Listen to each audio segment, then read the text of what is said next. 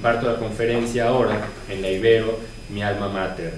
Y dije admiración porque fue Ángel Álvarez quien me invitó a impartirla y me fue imposible decirle que no a alguien tan talentoso y entrañable. Esta es, pues, la realidad que me trajo aquí, digresiones aparte, así que regreso con ella. Apenas ayer abrí un libro que un buen amigo me trajo de Nueva York, All That Is, de 2013, del narrador estadounidense James Salter. Su epígrafe apareció como una constatación de todo lo que estaba pensando que escribiría para leérselos a ustedes desde que Ángel me invitó a abrirle la boca a este coloquio. Escribe Salter: llega un punto en el que te das cuenta de que todo es un sueño y de que solo aquellas cosas preservadas por escrito tienen la posibilidad de ser reales. 46 años antes de pergeñar las líneas que sirven de aperitivo a todo lo que es, Salter escribió: nada de esto es verdad. Estoy seguro de que caerán en la cuenta.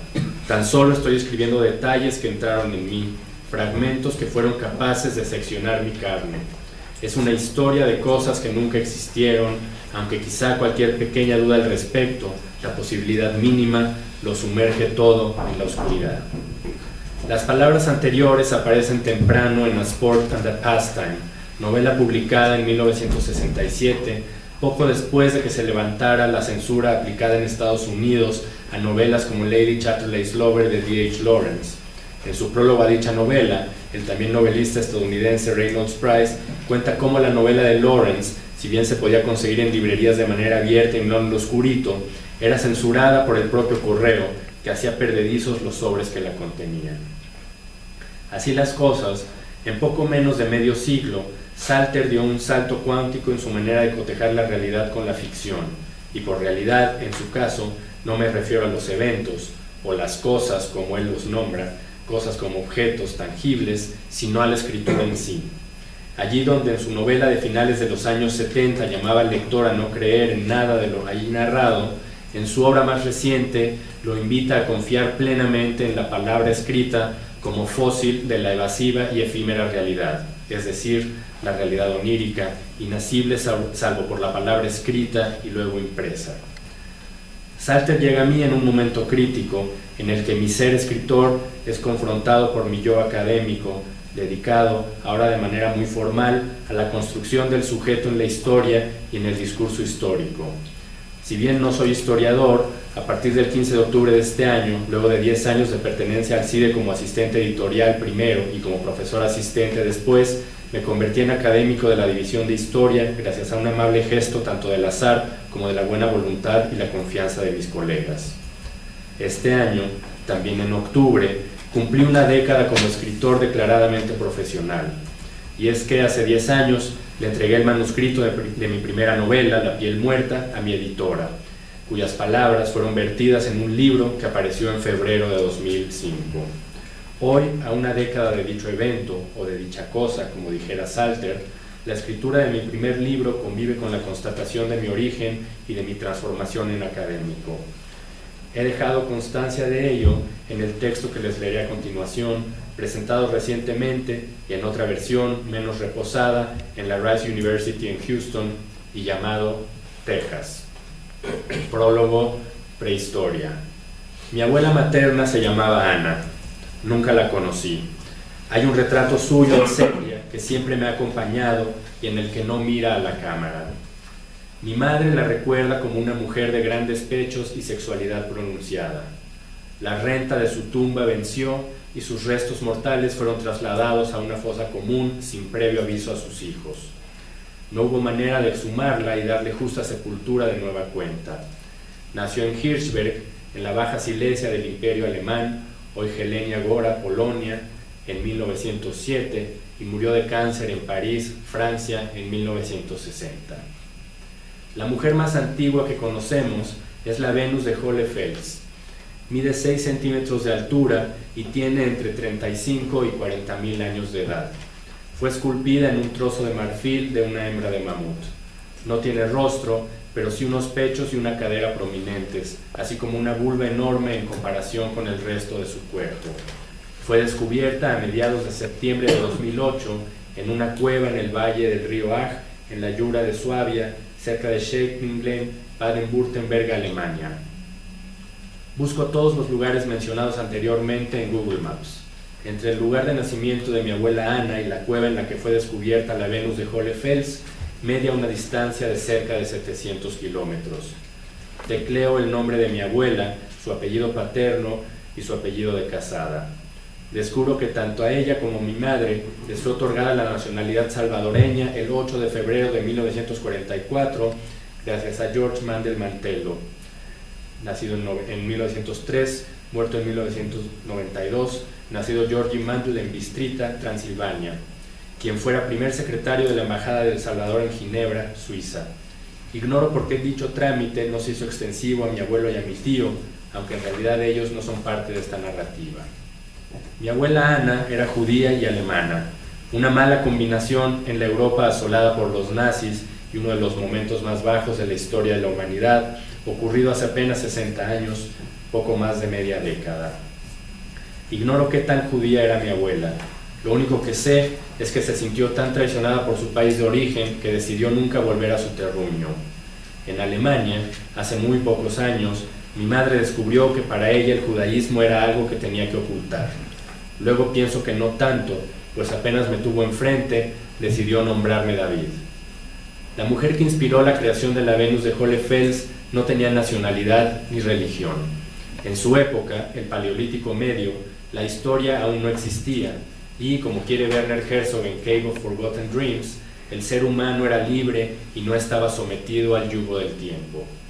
Si la mujer en cuestión creía en algo, era en ese todo que es la naturaleza y sus ciclos, desde las simples estaciones hasta las complejas eras geológicas, imposibles de medir con un simple y a la vez complejo reloj, en su caso el sol, la luna y las estrellas, el viento y la lluvia, el calor y el frío, poco más que eso y todo eso.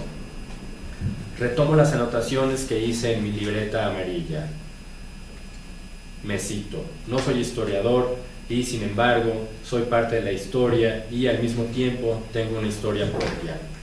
La historia, mayúscula, nos engloba, nos contiene y resulta inútil tratar de alcanzar su margen y situarse fuera de ella, aunque siempre seremos libres de ignorarla y de minimizar nuestro rol en ella. Esta es, tal cual, la historia de la humanidad. Cierro la cita. Prosigo aquí lo comenzado allá. Cito de nuevo. Esta es, tal cual, la historia de la humanidad, protagonizada y narrada por apenas un puñado de sus miles de millones de pasajeros a lo largo y ancho de su concepción, incluido el presente y su frontera, su frontier, en un sentido americano, siempre en expansión hacia el futuro, aunque luego lo más importante sea colonizar el pasado. Cierro la cita. En resumen, no soy historiador, pero sí tengo una historia. Y de todos los personajes que la componen, son mi abuela Ana y la mujer que inspiró la hechura de la Venus de Hohlefels sus indiscutibles personajes principales. A continuación, un esbozo de dicha historia, publicado previamente y en otra encarnación, en el número de Grant en español dedicado a la literatura mexicana más reciente y llamado Biopsia, historia entre paréntesis. Está dedicado a ellas y tiene un epígrafe de Rebecca Solnit que dice: el futuro es oscuro, con una oscuridad igual a la del útero que a la de la tumba.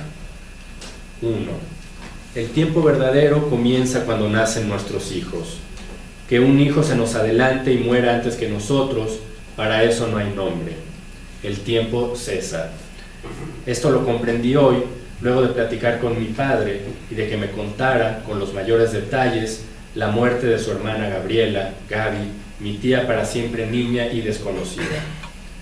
Mi padre, sus hermanos y mis abuelos vivían en un departamento de un edificio ubicado en la avenida Hidalgo, esquina con la calle de Soto, en la colonia Guerrero, frente a la Alameda Central, no muy lejos de donde se encontraba el kiosco Morisco, que ahora está en la Alameda de Santa María la Ribera y que hace no mucho fue restaurado con torpeza. Aquel edificio, primero hogar familiar de la rama paterna, ya no existe, y en su lugar y el de tantos otros que fueron derruidos, se alzan las modernas oficinas de la Secretaría de Hacienda y Crédito Público. Allí murió mi tía Gaby. Tenía 2 o 3 años, me dice mi padre, y entrecierra los ojos. Viaja en su memoria, como si forzara la manija de una caja fuerte, de pronto abierta y oxidada. Yo tendría 6 o 7 años de edad, me dice. Un día Gaby enfermó y no me dejaron entrar a su cuarto. No volví a verla más. Creo que se envenenó con semillas del vecino, o que se ahogó. En realidad nunca lo supe, y ahora que mis padres están muertos también, nunca lo sabré, nunca lo sabremos. Una noche, me dice mi padre, me dijeron los vecinos, sacaron una caja pequeña de nuestro departamento y del edificio, un féretro, el ataúd miniatura en el que descansaba para siempre el cuerpo de Gabriela, a la que he sobrevivido cerca de 70 años. Mis padres me ocultaron lo ocurrido, supongo, para que yo no sufriera. De la noche a la mañana desapareció. Ella fue mi primera muerta.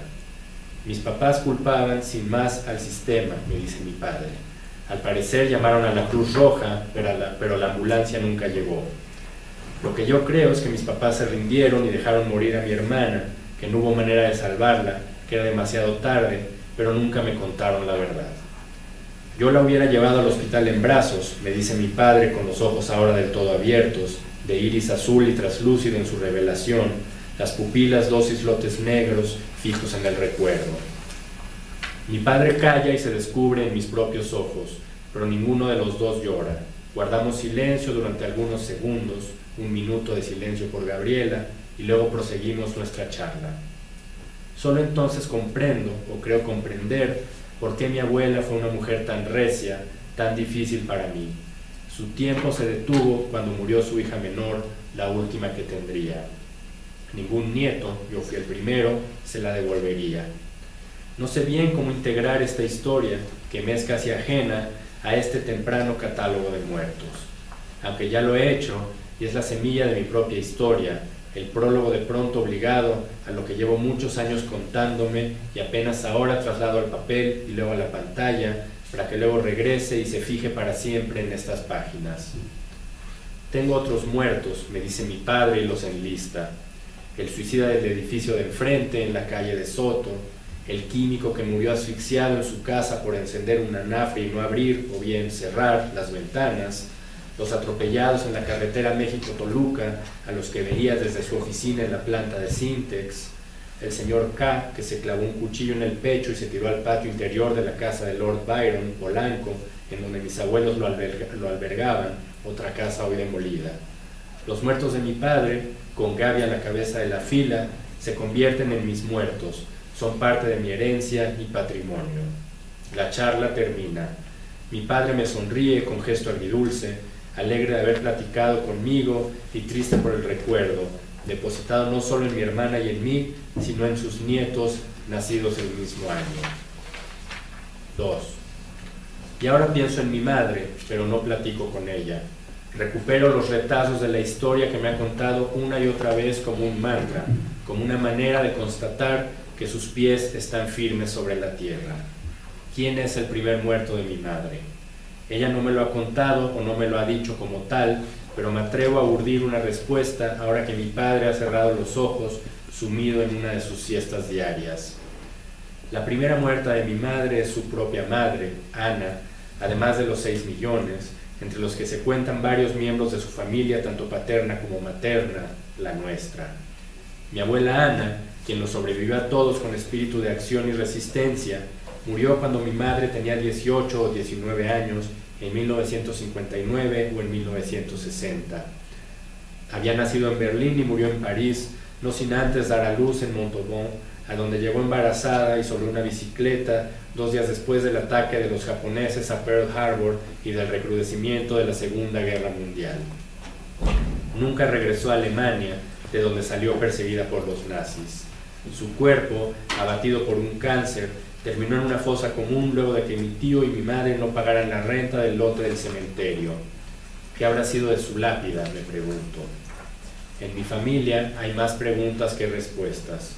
Hay, en la historia de mi madre, un desaparecido, un hermano que no fue, un hijo de mi abuela Ana, que después de la guerra y cuando mi madre vivía en un orfelinato porque su propia madre no podía hacerse cargo de ella, fue dado en adopción y llevado a vivir a Estados Unidos con su nueva familia. No se supo, ni se sabe, ni se sabrá más de él. Ignoramos si está vivo o si ha muerto. Y, sin embargo, algo me hermana con él, con un tío que no es tal. Yo nací en Estados Unidos y fui dado en adopción. Regresé a mi madre como el representante en esta tierra de mi abuela Ana, algo así. Pero tengo que desarrollar mejor este tramo de la historia. 3. Así comienza A Grief Observed de C.S. Lewis. Nunca nadie me dijo que el dolor se sentía de manera tan parecida al miedo. No temo, pero las sensaciones de temor. El mismo mariposeo en el estómago, la misma inquietud, los bostezos. No dejo de tragar saliva. Y subrayo algo similar en Formas de volver a casa de Alejandro Zambra. A veces sonríe, a veces su rostro se vuelve tan serio que me invade la tristeza. No siento tristeza, siento miedo. Tal vez Zambra haya leído a Lewis. Ahora bien, encuentro en Constatación brutal del presente de Javier Avilés un buen epígrafe lapidario para este catálogo temprano de muertos, mejor aún para esta biopsia. Entonces el autor muere. Espera, todavía no. O mejor aún, este otro. Hay cosas que sé que recuerdo y cosas que recuerdo y sé. Soy, lo mismo que mi tío desaparecido, o inexistente en un sentido a la vez histórico y genealógico, un hijo que desapareció de otras vidas. ¿Y mi madre biológica? He aquí otra pregunta sin aparente respuesta, pero la respondo como sea. Mi madre biológica fue, durante mucho tiempo, mi primera muerta. 4. Todo comienza, como casi siempre en las vidas modernas, en un hospital. Aún no cumplo 3 años y me enfermo. Mis padres, desesperados, me llevan al hospital infantil privado de la colonia Nápoles, la meca pediátrica del DF, a finales de abril de 1973. El diagnóstico, bronconeumonía aguda. La cura, internarme durante algunos días, protegido por una amplia burbuja de vinilo translúcido llena de oxígeno, en una atmósfera propicia para paliar lo que me aqueja. Estoy, otra vez, en el interior de una suerte de útero, pero artificial. Quizá por lo mismo, y cuando la crisis cede y comienzo a respirar bien de nuevo, increpo a mi madre. Le hago preguntas que cobran inusitada forma a mi edad. Una de las preguntas destaca del resto, aislada de pronto, prisionera de su propio útero semántico existencial. ¿De dónde vienen los niños? Mi madre no titubea y, como si siempre hubiera estado preparada para enfrentarla, responde: los niños vienen de las panzas de sus madres. Pregunto entonces por la procedencia de Ana Laura y Gabriela, mis vecinas. Ellas vienen de la panza de Hilda, me contesta mi madre. Y Cintia e Iliana, ellas vienen de la panza de Margarita. Continúo con Karim y Nicole, mis mejores amigas de la infancia. Ellas vienen de la panza de Teresa, responde mamá, tal vez inquieta por la imponderabilidad de la pregunta siguiente, toda vez que he agotado mi círculo de niños y bebés conocidos. Y no deja de ser curioso, son mujeres todas ellas. ¿Y yo de dónde vengo? Y entonces mi madre se confiesa, se pronuncia. Tú eres adoptado, me dice, tú vienes de la panza de otra mujer. Para sorpresa de todos, quedo satisfecho con la respuesta, que parece ser más bien una constatación. No pregunto, no preguntaré nada más, sino hasta muchos años después. Apenas fui dado de alta y regresé a casa, mis padres recibieron una llamada telefónica desde San Antonio, Texas. Mi hermana había nacido. Podían pasar por ella cuando quisieran. 5. Nací el 8 de agosto de 1970 en San Antonio, Texas, al igual que mi hermana menor. Durante mucho tiempo todos pensamos que había sido sietemesino, pues no fui dado en adopción sino hasta transcurridos casi 3 meses. Dado mi peso, debí permanecer bajo cuidado médico hasta el 16 de octubre, día en el que mis padres volaron a Estados Unidos y, al conocerme, me nombraron David y me adoptaron, para traerme de vuelta a México, en donde crecí y donde vivo aún. En la ecuación anterior, papá, mamá, hijo, hay una incógnita. ¿De quién es la panza de la que yo procedo? No fue sino hasta 17 años después de la confesión de mi madre que tal duda me tomó por asalto, cruzado que tarde o temprano me enfrentaría yo mismo a la decisión de tener un hijo, pero no me adelanto. En 1990 entré en contacto con la Texas Cradle Society, agencia a través de la cual mis padres me habían adoptado y que, como aquellos edificios y aquella casa, ya no existe. Supe que tenía el derecho de contar con una copia de mi expediente, es decir, con un cartapacio lleno de hojas en las que estaba escrita mi historia sociomédica. De toda la información allí contenida, destacó un nombre sin apellidos, pero un nombre al fin y al cabo, el nombre compuesto y anglosajón de la mujer de cuya panza yo provenía, que en términos adoptivos y no infantiles se conoce como madre biológica, no mamá panza. Un nombre y nada más que eso, todo eso. Imaginé una lápida con ese nombre. Satisfecho en parte, dejé que pasara el tiempo y no indagué más. No hasta ahora, 19 años después. 6. Un día antes de mi 39º cumpleaños lo vi por primera vez. En el monitor se mostraba una imagen indescifrable y en blanco y negro, abstracta acaso, pero aparecía en su integridad. Medía entonces 3.2 centímetros y tenía 10 semanas casi exactas de existencia. De pronto se movió y el ginecólogo nos mostró algo en su centro, un corazón que latía entre nosotros, mi primogénita y única, Ana. Pero es necesario rebobinar la cinta del relato hasta el día en el que supe que MP, mi mujer, estaba embarazada. 7. Era jueves, miércoles me corrige ella, y estábamos en la cocina de una casa en la que ya no vivimos y que, hasta donde sé, no ha sido derruida todavía. Me miró con una cara distinta, con un gesto que nunca le había visto. Un acto reflejo, sin embargo, me hizo formular lo que todos los hombres preguntamos cuando en las facciones de las mujeres se dibuja algo ajeno a la tranquilidad o al habitual devenir cotidiano de la vida en pareja, desde el comienzo de la humanidad. ¿Qué pasa? La respuesta de MP fue inmediata, sin rodeos.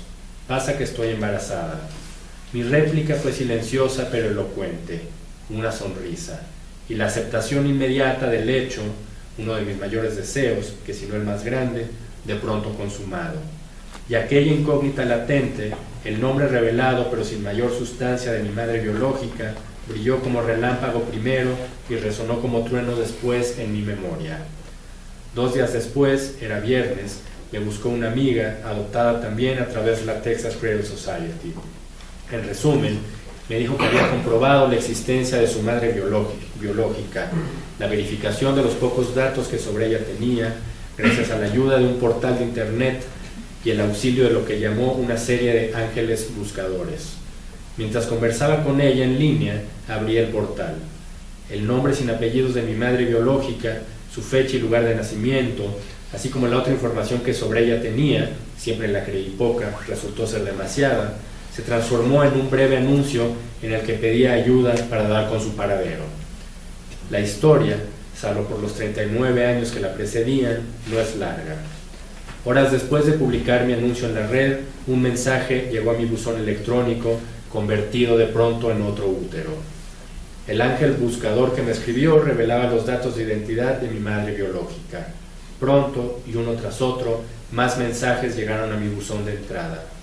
La información era casi siempre la misma, si bien algún nuevo ángel me proporcionaba algún dato añadido: las fechas de nacimiento y muerte de su padre, los nombres completos de sus hermanos y que yo conocía incompletos, registrados en mi historia sociomédica. Una pieza más para completar el rompecabezas de mi concepción. Finalmente recibí un domicilio, su dirección postal, y comprendí que, como se dice, la pelota, de pronto perfectamente redonda, esférica, real, estaba de este lado. No fue una carta difícil de escribir. Si bien son muchas las cosas que uno puede decir a su madre biológica, las demasiadas preguntas, hay una sola que resume el torrente de palabras que amenaza con salirse de su cauce. Gracias. ¿Cómo proseguir? ¿Cómo transmitir ese agradecimiento concentrado, libre de compromisos, en estado puro? La carta fue breve. Hice, tras escribir esa palabra en la primera línea del primer párrafo, mi sucinta descripción y le relaté el momento presente, el registro de lo que ocurría en el instante en que estaba escribiendo la carta. Le conté que sería padre y que, en buena medida, ese había sido el impulso que me había llevado a retomar su búsqueda. Antes de concluir, añadí que no esperaba nada de ella, ya me lo había dado todo, y que no se sintiera obligada a responderme. Anoté mi correo electrónico. Me hice un retrato con la cámara de la computadora, la imprimí y firmé a mano. Tuyo, David. No añadí la postdata. No añadí la postdata que ahora... Perdón.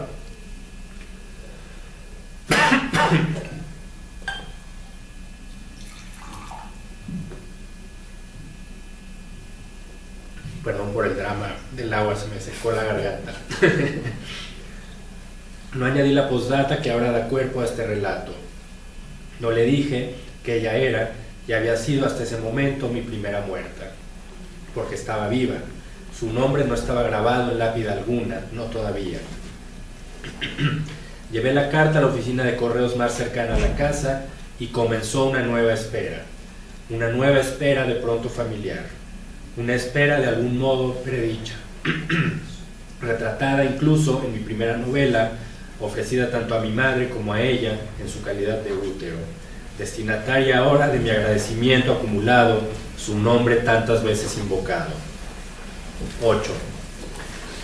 Siempre esperamos una despedida, escribía en la piel muerta, y describía a una madre que viaja a bordo de un tren con su hijo recién nacido en el regazo, un bebé, lo mismo que yo, adoptado. Así como yo viajé en avión de San Antonio a la Ciudad de México sobre el regazo de mi madre, envuelto por una frazada idéntica a la descrita en mi primera novela. Pero ahora, entonces, a 39 años de que mi padre nos tomara ese primer retrato, no esperaba una despedida, sino lo contrario. La despedida ya había ocurrido. Ahora, casi 4 décadas después, esperaba, por así decirlo, un saludo, un gesto de reconocimiento, una afirmación de origen. 9. La espera tuvo lugar lejos de todo, en una playa del Pacífico mexicano, donde MP y yo fuimos a cuidar nuestro embarazo. Dejamos en la casa a 3 gatos recién nacidos de una gata recientemente adoptada, y que resultaron ser hembras las 3, 2 de ellas aún entre nosotros. Una pausa, un respiro. La respuesta, el saludo esperado, llegó a mi buzón 2 semanas después. Y es aquí, claro, cerca del final del texto y en el futuro que ya es este presente, donde comienza de nuevo la historia. 10. Mi padre me enseñó a nadar. Releo la frase anterior después de pensarla largamente. Es una frase que me acompaña desde hace muchos años y que no había escrito aún. Una oración sencilla, pero es una mentira o un falso acercamiento a la realidad. La frase correcta es otra. Mi padre me enseñó a perder el miedo al agua. Escribo esta última oración primero con prisa, luego titubeo. ¿Por qué elijo agua en vez de mar, si en mi memoria hay muchas más escenas en las que mi padre me lleva en brazos hasta las olas? Decido no corregir la frase. Es precisa y es la indicada para reiniciar mi relato, esta evocación amplia de mi padre. 11. A mi hija no hay nada que le guste más que el agua. Hace poco más de un año viajamos a Mérida. Llegué primero y mi mujer e hija, la cual aún era muy pequeña y no caminaba ni hablaba, unos días más tarde. Rentamos un coche y nos encaminamos a Chichén Itzá. Tras una larga salida, decidí llenar el tanque en la primera gasolinera que nos encontráramos una vez llegados a la carretera. Estamos en Yucatán, pensé, gasolina habrá de sobra. Pero la aguja bajó del último cuarto de tanque en la reserva y más cerca de Chichén Itzá que de Mérida, si bien aún lejos de nuestro destino, mi mujer me señaló un aviso azul en el que debajo de un tanque blanco se leía más de 100 de kilómetros. Me orillé hasta detener el coche. Minutos después nos alcanzó la camioneta verde que habíamos rebasado no mucho tiempo antes. Era un vehículo de rescate y asistencia vial. Su conductor me dijo que si manejaba a 80 kilómetros por hora, llegaríamos sin problemas a una gasolinera ubicada en un pueblo que se encontraba en dirección opuesta a Chichén Itzá, no muy lejos del centro arqueológico. Llegamos allí con el tanque casi vacío. Desandamos un tramo del recorrido para llegar al amplio estacionamiento desde el que no se veía pirámide alguna. Bajamos del coche, caminamos hasta el umbral del sitio, pagamos las entradas y nos dirigimos al sendero flanqueado de vendedores de curiosidad y media hasta llegar al pie de la pirámide de Kukulcán. Entonces comenzó a llover, torrencialmente, y Ana, pequeña y morada y delirante, comenzó a gritar de felicidad de pronto y por fin. 12. Al principio la bañábamos en su cuarto, en una tina, que también hacía las veces de cambiador, en la que vertíamos agua tibia. Una la sostenía, el otro la enjabonaba y la enjuagaba. Una cogía la toalla, el otro la sacaba del agua. Después nos hicimos de una tina de plástico translúcido y rosa que colocábamos en el interior de la nuestra.